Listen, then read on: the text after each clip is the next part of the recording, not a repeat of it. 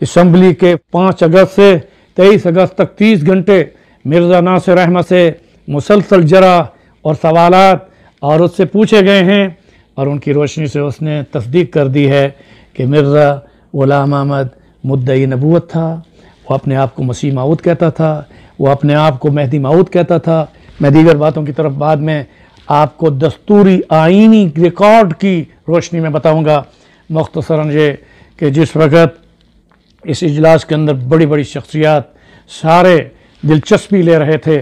और मिर्ज़ा नासिर ने जिस वक़्त इन सारी किताबों के हवालाजात की तस्दीक कर दी, तो आखिरकार मैं ये बात आपको ये बताना ज़रूरी समझता हूँ और रिकॉर्ड के साथ बयान करना चाहता हूँ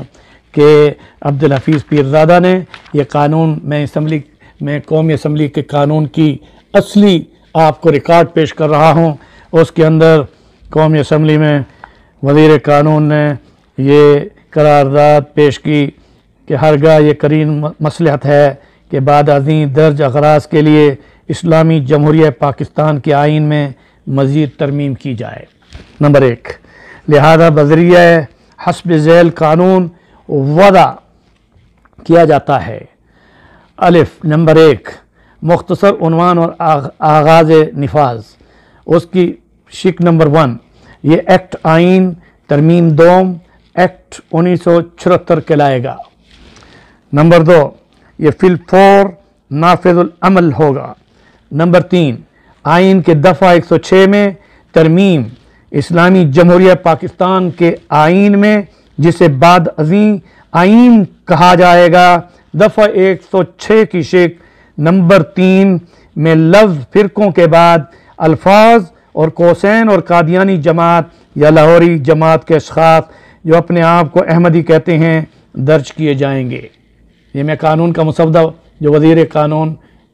मोहतरम अब्दुल हफीज़ पीरज़ादा मरहूम ने, अल्लाह उनको जन्नत में जगह अता फ़रमाए, ये उनका यानी मुसवदा पेश हो रहा है जो अभी 7 सितंबर को यानी पेश किया जा रहा है असम्बली के फ्लोर में तमाम मेंबरान से इजाज़त के लिए।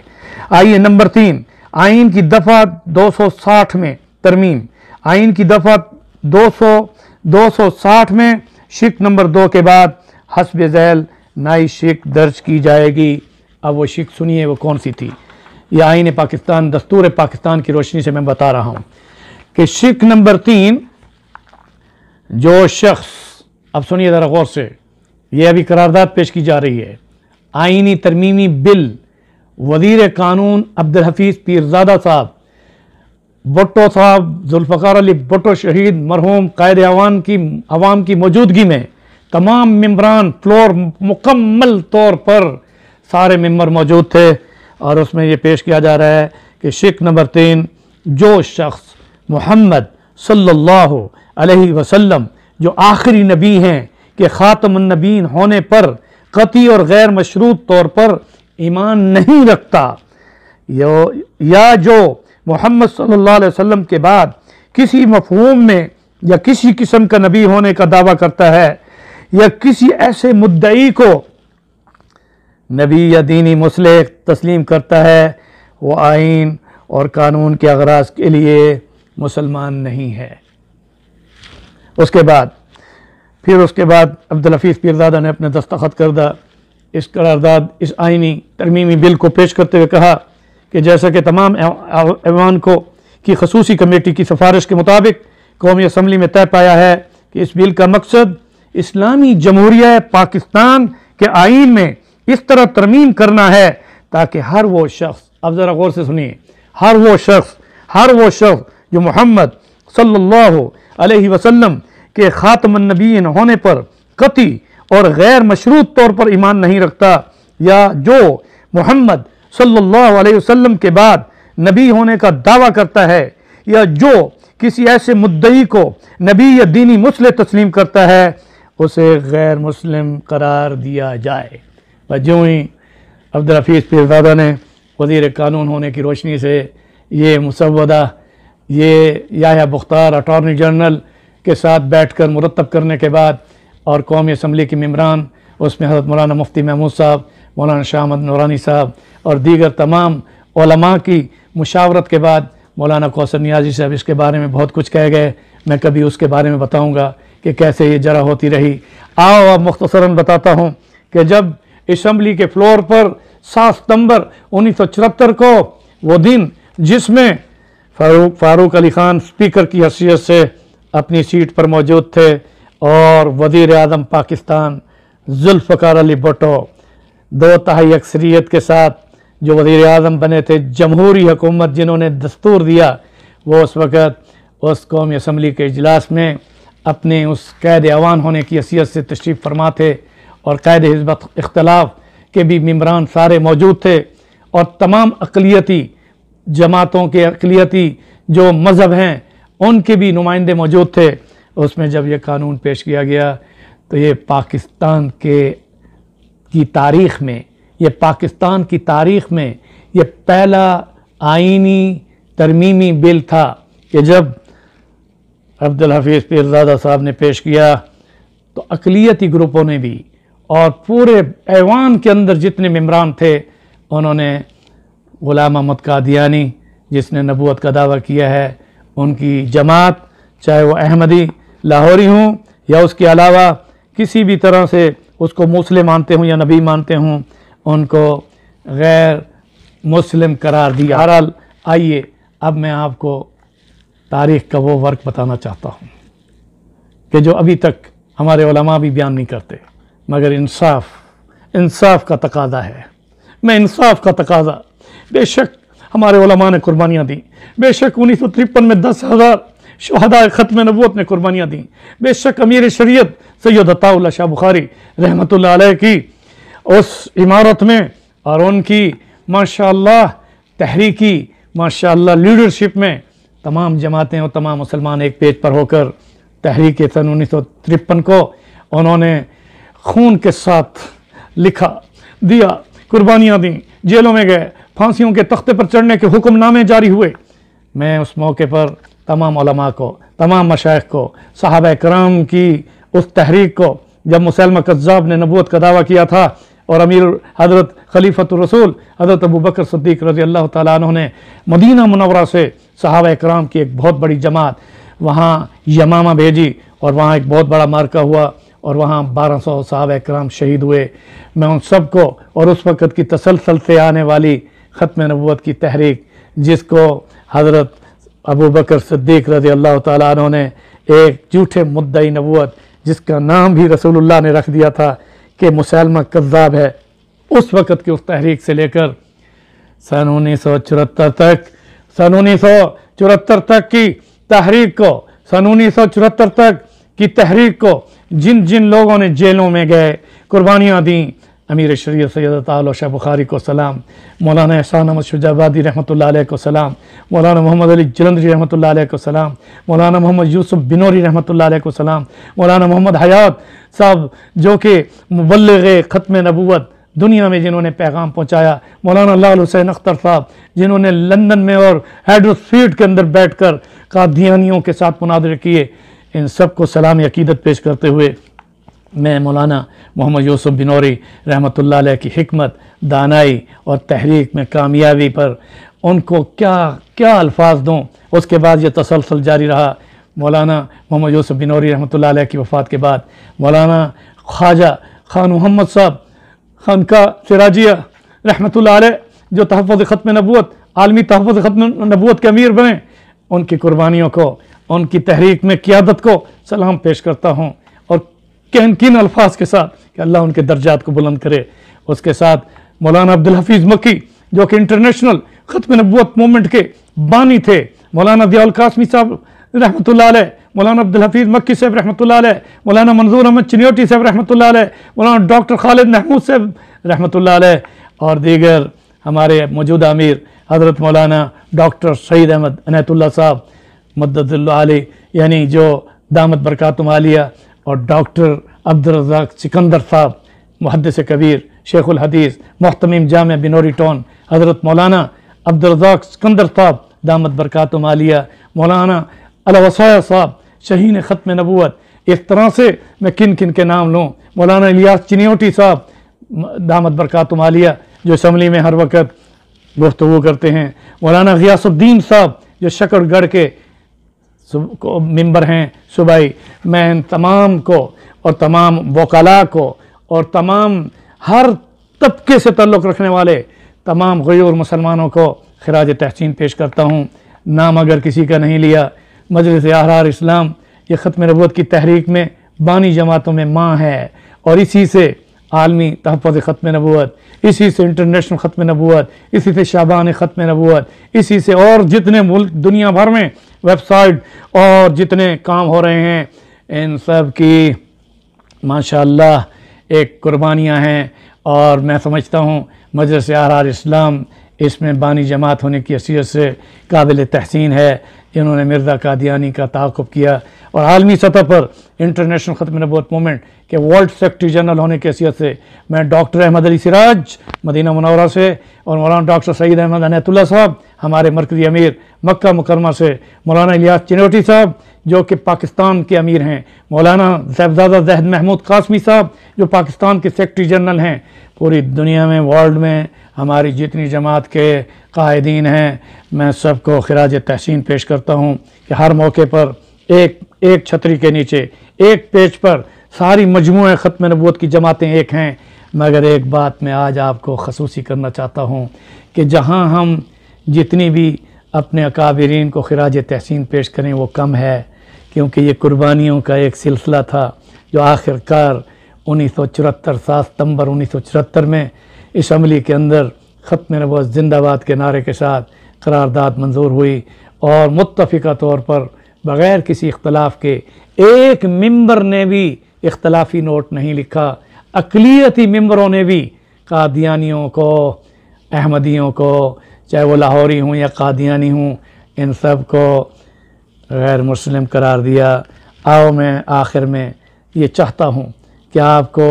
उसी इजलास में जहाँ पर कौमी असम्बली के इजलास में ये करारदाद पास हुई, और उस वक़्त इस करारदाद के पास होने में मैं समझता हूँ कितना बड़ा उस दिन का वो यादगारी तारीख़ी दिन है। उसमें पाकिस्तान के वज़ीर आज़म, उस वक़्त पाकिस्तान के वज़ीर आज़म ज़ुल्फ़िकार अली भुट्टो ने जो तकरीर की वो 7 सितंबर में जो की है, वो उनकी तकरीर, मैं इतना कह दूँ कि उन्होंने तो बहुत लंबी चौड़ी तकरीर की थी, जो कि तकरीबन ज़ुल्फ़िकार अली भुट्टो के बारे में आता है कि 27 मिनट तकरीर की है। मैं उसकी तकरीर के असम्बली के रिकॉर्ड से मैं वज़ीर आज़म पाकिस्तान ज़ुल्फ़िकार अली भुट्टो की तकरीर के कुछ इक़्तिबास बताना चाहता हूँ, उनकी तकरीर के कुछ हिस्से, क्योंकि मैं सारी तकरीर पेश करने से वक्त आपके पास भी नहीं। मैं सिर्फ ये बताना चाहता हूँ कि क़ायद ऐवान ज़ुल्फ़िकार अली भुट्टो वज़ीर आज़म पाकिस्तान ने कौमी असम्बली में 7 सितंबर 1974 को तकरीर में यूँ मुखातिब होकर फरमाया, जनाब स्पीकर, मैं जब ये कहता हूँ कि ये फ़ैसला पूरे ऐवान का फ़ैसला है,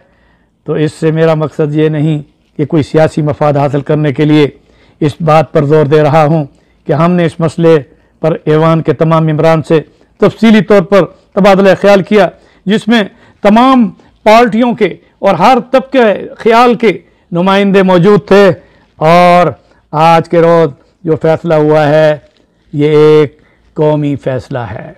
ये पाकिस्तान की आवाम का फ़ैसला है। ये फ़ैसला पाकिस्तान के मुसलमानों के इरादे, ख्वाहिशात, उनके जज्बात की अक्कासी करता है। मैं नहीं चाहता कि फ़कत हुकूमत ही फ़ैसले की तहसीन की मुस्तहिक करार पाए, और नहीं मैं ये चाहता हूँ कि कोई एक फ़र्द इस फ़ैसले की तारीफ़ तहसीन का हक़दार बने। मेरा ये कहना है कि मुश्किल फ़ैसला, बल्कि ये मेरी नाचीज़ राय में कई पहलुओं से बहुत ही मुश्किल फ़ैसला जमहूरी इदारों और जमहूरी हुकूमत के बग़ैर नहीं किया जा सकता था। ये एक पुराना मसला है, 90 साल पुराना मसला है। वक्त गुज़रने के साथ साथ ये मसला मज़ीद पेचीदा होता चला गया। इससे हमारे माशरे में तलखियाँ और तफरके पैदा हुए। वज़ीर आज़म पाकिस्तान ज़ुल्फ़िकार अली भुट्टो क़ैद ऐवान होने की हैसियत से 7 सितंबर 1974 खिताब किया, और उस खिताब में ये उनके अल्फाज हमेशा असम्बली के फ्लोर में पाकिस्तान के आइन और दस्तूर में तरमीमी बिल में वज़ीर आज़म होते हुए उनका ये खिताब हमेशा सुनहरी हरूफ से लिखा जाएगा और वो रिकॉर्ड के अंदर मौजूद है। जुल्फ़िकार अली भुट्टो ने अपने ख़िताब में कहा कि मुझे मालूम है कि 1953 में क्या किया गया था। 1953 में इस मसले को हल के लिए वाशियाना तौर पर ताकत का इस्तेमाल किया गया था, जो इस मसले के हल के लिए नहीं बल्कि इस मसले को दबा देने के लिए था। किसी मसले को दबा देने से उसका हल नहीं निकलता। अगर कुछ साहबान अक़ल व फ़हम हुकूमत उस वक़्त ये मशवरा देते तो आवाम पर तशद्दुद करके इस मसले को हल करने के बजाय हल करते और आवाम के जज्बात और उनकी ख्वाहिशात को न कुचलते। अब यहाँ जुल्फ़िकार अली भुट्टो ने 1953 की तहरीक का हवाला देते हुए कहा कि उस तहरीक को दबा देने से इस मसले का हल नहीं निकलता था। आगे उन्होंने फरमाया कि ये मसला सही और दुरुस्त इसलिए असम्बली में पेश किया गया। हमारी मौजूदा मसाई का मकसद ये रहा है कि इस मसले का मुस्तकिल हल तलाश किया जाए। मैं आपको यकीन दिला सकता हूँ कि हमने सही और दुरुस्त हल तलाश करने के लिए कोई कसर नहीं छोड़ी। ये दुरुस्त है कि लोगों के जज्बात मुश्तइल हुए, गैर मामूली एहसासात उभरे, कानून और अमन का मसला भी पैदा हुआ, जायदाद और जानों का इतलाफ भी हुआ, परेशानी के लम्हात भी आए। तमाम कौम गुज़श्ता 3 माह से तशवीश के आलम में रही और इस पर कशमकश और रजा के आलम में रही। इस तरह की अफवाहें कसरत से फैलाई गईं और तकरीरें भी की गईं। मस्जिदों और गलियों में भी तकरीरों का सिलसिला जारी रहा। मैं यहाँ इस वक्त ये दोहराना नहीं चाहता कि 22 और 29 मई को क्या हुआ था। यहाँ जुल्फ़िकार अली भुट्टो ने 29 मई का जिक्र भी कौमी असम्बली में किया कि नेशनल मेडिकल कॉलेज के तलबा के साथ क्या किया गया, क्या हुआ। इसी तरह से जुल्फ़िकार अली भुट्टो ने यहाँ अपनी तकरीर में कौमी असम्बली में इस बिल की मंजूरी के साथ ये खिताब तारीख़ी खिताब है जिसमें कहा कि इस तरह इसने जंगल की आग की तरह तमाम मुल्क को अपनी लपेट में ले लिया। मेरे लिए इस वक्त ये मुनासिब नहीं कि मौजूदा मामलात की तह तक जाऊँ, लेकिन मैं इजाज़त चाहता हूँ कि इस मुअज़्ज़ज़ ऐवान की तवज्जो दिलाऊँ। और इसी में जुल्फ़िकार अली भुट्टो ने कहा कि पाकिस्तान की आवाम से वाज़ेह अल्फाज में कि ये मसला बुनियादी और असूली तौर पर मजहबी मसला है। पाकिस्तान की बुनियाद इस्लाम पर है। पाकिस्तान मुसलमानों के लिए वजूद में आया था। अगर कोई ऐसा फ़ैसला कर लिया जाता जिसे इस मुल्क के मुसलमानों की अक्सरियत इस्लाम की तालीमात और एतक़ादात के ख़िलाफ़ समझती तो इससे पाकिस्तान की इल्लत गाई और उसके तसव्वुर को ठेस लगने का अंदेशा था। चुनांचे ये मसला खालिस मजहबी मसला था, इसलिए मेरी हुकूमत के लिए ये एक फ़र्द की हैसियत से मेरे लिए मुनासिब न था। बल्कि फिर जुल्फ़िकार अली भुट्टो साहब ने अपनी है और बहुत ज़्यादा है, मैं उसमें से चंद इक़्तिबासात पेश कर रहा हूँ। क़ैद ऐवान वज़ीर आज़म पाकिस्तान 7 सितंबर 1974 को कौमी असम्बली में ख़िताब करते हुए उन्होंने ये भी कहा कि मुझे बहुत लोगों ने ये कहा कि आप ख़ुद ऐलान कर दें, तो मैंने उनके जवाब में उन्हें कहा कि ये दाद सिर्फ मैं अपने साथ अकेला नहीं लेना चाहता, आप ये ऐलान कर दें। तो उन लोगों ने कहा कि आपकी हुकूमत को बड़ी दाद मिलेगी, आपको एक फ़र्द के तौर पर निहायत शानदार शोहरत और नामवरी हासिल होगी। तो मैंने उसके जवाब में कहा कि मैं अपनी ज़िंदगी के एक सुनहरी मौके से यही कह सकता हूँ कि इसको मैं असम्बली के फ्लोर पर लाऊंगा। और मैं लाया और उसमें बहस हुई। पाकिस्तान की एक कौमी असम्बली मौजूद है जो मुल्की मसाइल पर बहस करने का सबसे बड़ा इदारा है। मेरी नाचीज़ राय में इस मसले को हल करने के लिए कौमी असम्बली ही मुनासिब जगह है। मैंने अक्सरियती पार्टी के रहनुमा होने की हैसियत से कौमी असम्बली के मेंबरों को पर किसी तरह का दबाव नहीं डाला, बल्कि इस मसले में कौमी असम्बली के मेंबरान उनको उनके ज़मीर पर छोड़ा है। इसमें मेरी पार्टी के मेंबर पूरी तरह आज़ाद थे। पाकिस्तान पीपल्स पार्टी के मेंबर मेरी इस बात की तस्दीक करेंगे कि जहां मैंने कई एक मौके पर उन्हें बुलाकर अपनी पार्टी के मौक़िफ़ से आगाह किया, वहां इस मसले पर मैंने अपनी पार्टी के हर मेंबर पर असरअंदाज होने की कोशिश नहीं की। सलाम हो जुल्फ़िकार अली भुट्टो, जिन्होंने अपनी तकरीर में और असम्बली के कौमी असम्बली नेशनल असम्बली के रिकॉर्ड में ये बात कह दी کہ میں نے اپنی پارٹی کے ایک ممبر پر بھی اثر انداز ہونے کی کوشش نہیں کی، سب کو اپنے ضمیر پر چھوڑ دیا۔ اس کے بعد ذوالفقار علی بھٹو نے جناب اسپیکر یوں مخاطب کر کے اسپیکر سے کہا، جناب اسپیکر، میں آپ کو یہ بتانا مناسب نہیں سمجھتا کہ اس مسئلے کے بحث اکثر میں پریشان رہا، راتوں کو مجھے نیند نہیں آئی۔ اس مسئلے پر جو فیصلہ ہوا ہے میں اس کے نتائج سے بخوبی واقف ہوں، مجھے اس فیصلے کے سیاسی اور معاشی رد عمل اور اس کی پیچیدگیوں کا بھی علم ہے جس کا اثر مملکت کے تحفظ پر بھی ہو سکتا ہے۔ یہ کوئی معمولی مسئلہ نہیں، لیکن جیسا میں نے پہلے کہا، پاکستان وہ ملک ہے جو برصغیر کے مسلمانوں کی اس خواہش پر وجود میں آیا کہ وہ اپنے لیے ایک علیحدہ مملکت چاہتے تھے۔ اس ملک کے باشندوں کی اکثریت کا مذہب اسلام ہے۔ میں اس فیصلے کو جمہوری طریقے سے نافذ کرنے میں اپنے کسی بھی اصول کی خلاف ورزی نہیں کر رہا۔ پاکستان پیپلز پارٹی کا پہلا اصول یہ ہے کہ اسلام ہمارا دین ہے اور اسلام کی خدمت ہماری پارٹی کے لیے اولین اہمیت رکھتی ہے۔ دوسرا ہمارا اصول یہ ہے جمہوریت ہماری پالیسی ہے، چنانچہ ہمارے لیے فقط یہی درست راستہ تھا کہ ہم نے اس مسئلے کو پاکستان کی قومی اسمبلی میں پیش کرتے ہوئے میں بڑے فخر سے کہتا ہوں کہ اپنی پارٹی کے اس اصول پر پوری طرح سے پابندی میں رہا، اور معیشت کی بنیاد سوشلزم پر ہے، لیکن اس فیصلے پر ہم اپنے کسی اصول سے انحراف نہیں کیا۔ ہم اپنی پارٹی کے تینوں اصولوں پر مکمل طور پر پابند رہے ہیں۔ میں نے کئی بار کہا، اسلام کے بنیادی اور اعلیٰ ترین اصول سماجی انصاف یہ ہماری اولین ترجیح ہیں۔ اسی طرح ذوالفقار علی بھٹو، انہوں نے 7 ستمبر 1974 کیا خوب ارشاد فرمایا۔ وزیر اعظم ذوالفقار علی بھٹو شہید نے فرمایا، یہ فیصلہ مذہبی بھی ہے۔ اب اس کے بعد ذوالفقار علی بھٹو نے پھر یہ کہا کہ یہ فیصلہ قومی فیصلہ ہے، یہ فیصلہ ایک پرانا 90 سال کا ایسا فیصلہ جو ہم نے کیا ہے، جس کی ضرورت تھی وہ کر دیا۔ ذوالفقار علی بھٹو نے مخاطب کرتے ہوئے اسپیکر کو یوں کہا، جناب اسپیکر، گزشتہ 3 مہینوں کے دوران اس بڑے بحران کے عرصے میں